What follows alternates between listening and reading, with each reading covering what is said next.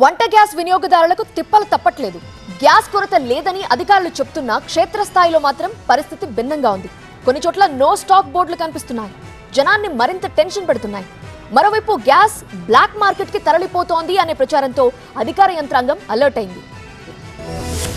పశ్చిమాసియాలో యుద్ధం కారణంగా దేశంలో ఇంధన కొరత నెలకొంది. సరఫరా తగ్గి డిమాండ్ పెరిగింది. గతంలో గ్యాస్ సిలిండర్ బుక్ చేసుకున్న వారం రోజుల్లోనే డెలివరీ అయ్యేది. ఇప్పుడు ఆ పరిస్థితి మారిపోయింది. బుక్ చేసుకున్న సిలిండర్స్ ను గ్యాస్ ఏజెన్సీలు సమయానికి డెలివరీ చేయలేకపోతున్నాయి. దీంతో వినియోగదారులు నేరుగా ఏజెన్సీల దగ్గరకు వెళ్లి క్యూ కడుతున్నారు. ఉమ్మడి తూర్పుగోదావరి జిల్లాలో వంట గ్యాస్ కష్టాలు వెంటాడుతున్నాయి. సిలిండర్లు డెలివరీ చేయడం లేదని, కాల్ సెంటర్ కి ఫోన్ చేసినా ప్రయోజనం లేదని ఆవేదన వ్యక్తం చేస్తున్నారు. అయితే సిలిండర్లు బ్లాక్ చేశారన్న అనుమానంతో రాజమండ్రి, కాకినాడ సహా వేర్వేరు ప్రాంతాల్లో తహసీల్దార్లు తనిఖీలు చేపట్టారు. సిలిండర్లు పక్కదారి పట్టిస్తే చర్యలుంటాయని హెచ్చరించారు. అటు అనంతపురంలో గ్యాస్ గోడౌన్లను తనిఖీ చేశారు జిల్లా కలెక్టర్ ఆనంద్. గోడౌన్లో ఉన్న సిలిండర్లు, కంప్యూటర్లు ఓపెనింగ్ బ్యాలెన్స్, యావరేజ్ సేల్స్ వివరాలు అడిగి తెలుసుకున్నారు. ఆన్లైన్ లో బుక్ చేసుకున్న వాళ్లకు ఇంటి దగ్గరే డెలివరీ చేస్తారని ఎవరూ ఆందోళన చెందాల్సిన పని లేదన్నారు collector Anand. Gas black marketing కు వెళ్లకుండా చర్యలు చేపట్టాలని అధికారులని ఆదేశించారు. ఇటు ఉమ్మడి ఖమ్మం జిల్లాలో గ్యాస్ బుకింగ్ చేసిన సరఫరాలో జాప్యం జరుగుతుండటంతో కస్టమర్స్ ఆందోళన చెందుతున్నారు. మరోవైపు కట్టెల పొయ్యిపై వంటలు చేద్దామనుకుంటే వ్యాపారులు రేట్లు అమాంతం పెంచారని ఆవేదన వ్యక్తం చేస్తున్నారు.